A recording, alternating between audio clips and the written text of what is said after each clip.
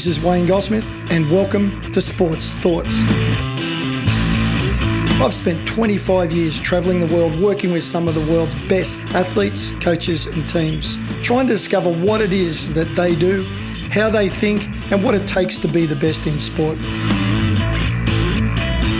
Subscribe to our newsletter at wgcoaching.com to keep up to date with my thoughts on sport.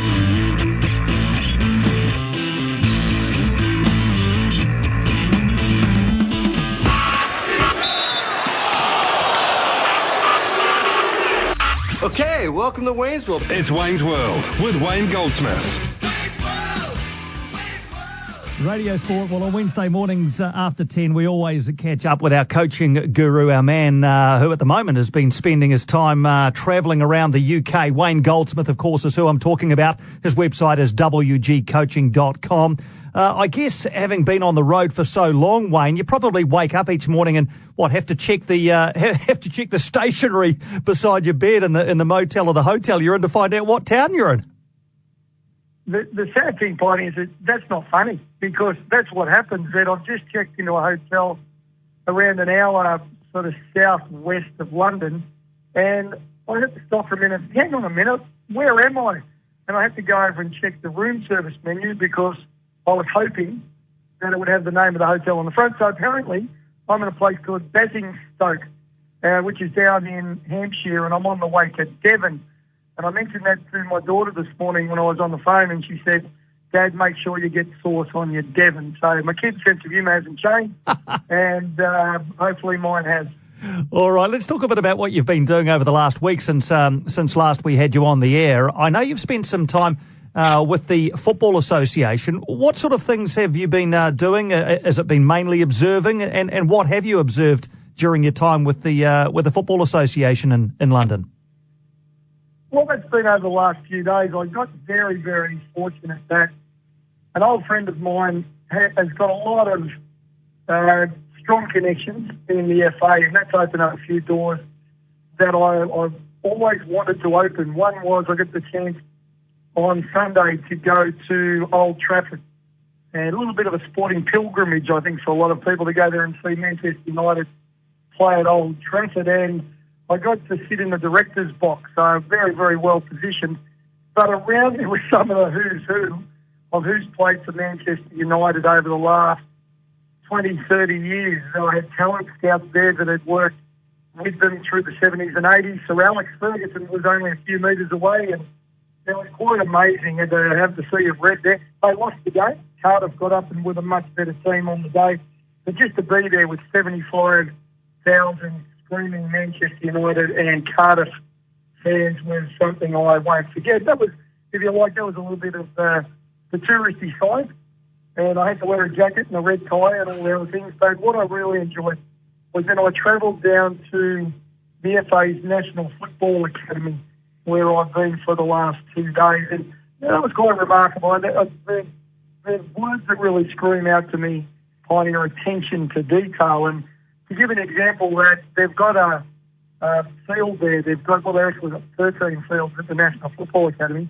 But one of them is an exact replica of Wembley. The ground surface is the same, the quality of the grass, the length of the grass, the drainage systems is exact, because when the English team the English football team go there to train, that they want to be able to then go straight to Wembley and compete in the international, having had 2 or 3 weeks preparing an identical surface.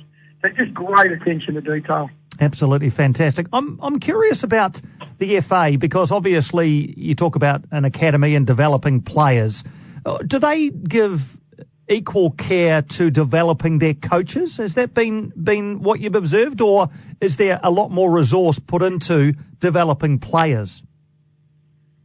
Well, a little bit of both, and it's a question that I've always wanted to ask as well, Piney, is that, you know, there's not too many Australian kids or New Zealand kids who sit around dreaming of swimming for England, and not too many people around the world dream of maybe cycling for England. But gee, there's a lot of kids all over the world that would love to go and play football in England, or even for England, if they're particularly from a Commonwealth nation. And I've always been of the opinion that player development wasn't a high priority because the EPL teams can buy almost anyone they want from anywhere in the world. But yeah, I was surprised. There is a increasing commitment to developing players, an holistic approach that you and I have spoken about many times, looking at values and virtues and independence and all those little things. But yeah, they're investing significant amount of time and resources into coach development. In fact, that was most of what I did yesterday, was talk to their coach developers about where I think coach development is heading. There was a UEFA training course going on at the time for coaches, and I saw a little bit of that in action. And I was very pleased to see that most of it is field-based. Most of it is coaches on the field actually coaching, and not as much as you might think in the classroom. But yeah, the huge investment at that centre for players and coaches. And I think one of the most exciting things for me, putting my tourist hat back on for a moment, Tiny, was they have an autograph wall.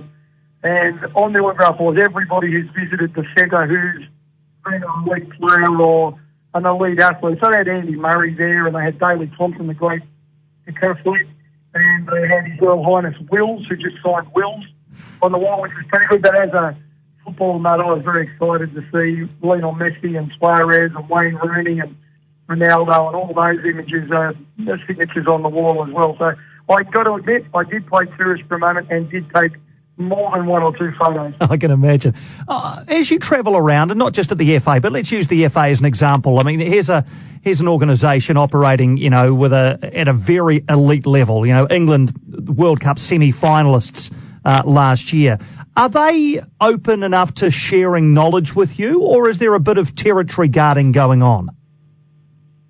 Well, I'm fortunate again because I've had a connection with one of the real masterminds behind the FA Academy, a guy called David Sheepshanks, who was the president and chairman of Ipswich Town Football Club, and he was actually the president chairman of the FA itself for a few years. One of those fluky things that happened that many, many years ago, it might have even been 25 years ago, when I was working in Canberra and working for Swimming Australia and had a very close connection with the Australian Institute of Sport, he came out on a bit of a research tour because he was trying to improve the professionalism of football in the UK, and the perception at the time, and I think it was reality at the time, the AIS was without doubt the leading high-performance institute in the world. And he came out on a bit of a fact-finding mission, and somehow I ended up as his personal guide around the high-performance environment in Canberra.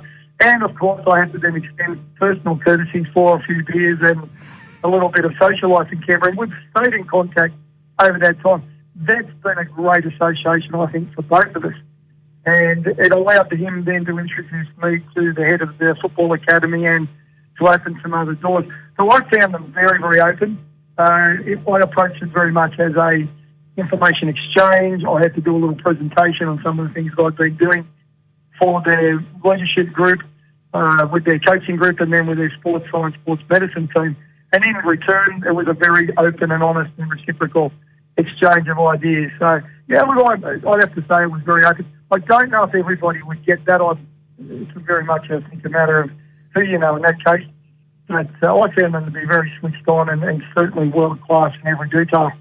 Another thing you've been doing over there is travelling around Ireland, of course, and I know that you've been in touch with a number of Irish rugby coaches. That brings us into firm focus, obviously, this year with a Rugby World Cup coming up. What sort of, without giving away any secrets, of course, Wayne, what sort of feel do you get from Irish rugby people around their side's chances at the World Cup later in the year, with particular reference, I guess, to trying to knock the All Blacks off? Well, I thought what I saw was a nation doing a lot of things very, very well. I was fortunate enough to be asked to open the Irish Rugby Union Coaches Conference, and in the process, just before I got up, they did a 10-minute spiel on what they've been doing, and it was very impressive, Bonnie, that if you look at what they're doing in coach development, the development of the women's game, their sevens game, their juniors, their junior academies, the standard of football, I'm very fortunate that I got to spend a lot of time with Andy Friend, who's an Australian, who's the head coach of Connacht over in Galway, and a little bit of time with the head coach of Ulster, which is based in Belfast. And next week I'll go back to Dublin again on the weekend, and I'll get a chance to catch up with the head coach of Leinster who've just gone down to, I just can't remember them. They lost on the weekend to Saracens, that's right. They just got beaten by Saracens on the weekend, but they've performed very well here. I'm seeing a very vibrant rugby community, an outstanding, very, very switched on rugby coaching community, and I couldn't be more impressed with them. They were maybe of all the rugby nations I've seen in the last 2 or 3 years. I think looking at the overall picture of what they're doing across the board, they've impressed me more than anybody, and I do include, of course, the mighty NZRU. But they're doing a lot of very good things, and what I've been most impressed with was their commitment again to coach development and to junior player development. There's a real coordination and a synergy right across Irish rugby I think we could all learn from. With so much going on in your itinerary, and as you mentioned at the start of the chat, waking up and just sort of having to check where you actually are each day, how do you keep your energy levels high? Because, you're doing presentations, you're meeting people, they're meeting you once. You get one chance, I guess, to make an impression, to make a presentation, whatever it is. But it must be physically and mentally taxing for you, Wayne. How do you keep your enthusiasm and your energy levels high? Well, I think you've answered your own question, Piney. That the whole reason that I've always been in this is it's just brilliant to mix with other people and people who are motivated. Even today I got to spend a few hours with some amateur swimming coaches over in the east, over in Suffolk, and even though for me it was a little bit of a drive to get there and a bit of an early morning, but I was walking out the door, getting in the car, and they were still asking me questions. And their enthusiasm and their passion, it's funny to use the word energy. I use it in the terms that if you meet people who are draining your energy and they're not giving you anything back, it can be difficult. And from time to time, I'm in those environments. But all I've experienced here has been very positive, enthusiastic, and they're giving me energy. And it's like that every time I stand up and every time that I've got a chance to work with the coaches and athletes here, it's invigorating. But there's been a couple of times, I have to admit, where the two little voices are going on in your head about this is tiring, you're exhausted, you're sleepy, you don't really want to be here. And the other side says, come on, mate, you've got to get up, you've just got to do it. And as soon as you've got that contact with the people, the energy just lifts and you go through the roof. But I find it's not the job, it's not the work, it's not the people. That's all very invigorating. It's the travel, it's the bags on and off the elevators, it's the bags on and off the planes, it's getting on and off. It's just that relentless travel schedule that breaks me down. I think I've got to become rich and famous and travel with an entourage, and they can do it all for me. So maybe my next one. Exactly. Yes, I'm sure that will happen in time. So I know you are coming towards the end of your time there, and look, I mean, it's been wonderful to be able to continue to chat to you Wednesday mornings here in New Zealand.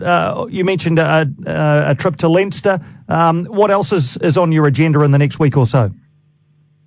Just another crazy week. I'm down in Devon tomorrow, Devon with Force, as my daughter calls it, and then I'm in Dublin from Thursday night, Friday, and I'm opening the Irish Swimming Coaches Conference, which is a wonderful honour to be asked to do that, catching up with some old friends on Saturday. I hope to catch up with the Australian election, if I can.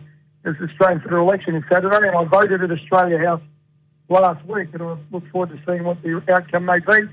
On Sunday, I'm having just a straight social, no work involved lunch with Eddie Jones, catching up with Eddie, who's someone I worked with years ago, and that's always exciting. And then Monday till Friday next week, I'm in Wales, working in Cardiff with Sport Wales across a whole range of sports. And then I wrap up next weekend with a 2-day swimming clinic in London before leaving the old dark, the old blighty, as they say, on Monday the 27th, and hopefully for a few days rest. And I'd like to tell you that I can have a good sleep on the plane and I'm up the point again, but I'd be lying. I'm travelling home on a frequent flyer point, and basically I'm as far back on the plane as you can get. I think I can see the exhaust from out the back window that I'll be looking for. By that stage, Piney, I won't care. And by the way, I'm going to Dublin, but I had a great joke. Cabby told me the other day, he said, did you know that Dublin is the world's fastest growing city? And I was a bit stunned when he said that. And he said, yes, because every time you come, it's Dublin and Dublin and Dublin. And that's about the least funny joke I've heard on tour. All right, mate. Well, go and get a pint of Guinness and sleep well. We'll look forward to catching up with you a week from now when you'll be in Wales. Hope you can find the time to chat to us as you always have. But always invigorating to catch up with you on the radio, Wayne. Thanks for your time as always.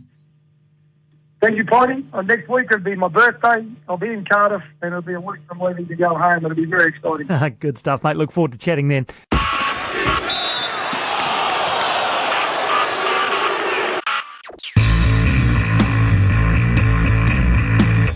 Thanks for listening. If you'd like to hear more sports thoughts, subscribe to our newsletter at wgcoaching.com.